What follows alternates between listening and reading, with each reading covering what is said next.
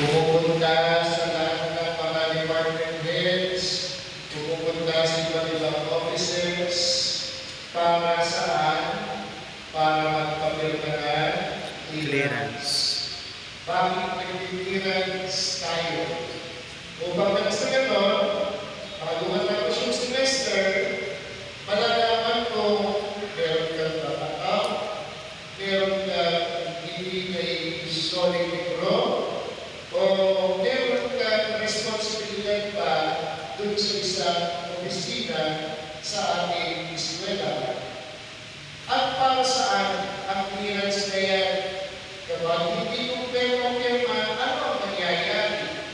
Maaaring hindi ka pwedeng mag-enroll o kaya hindi mo makukuha yung transcript of records.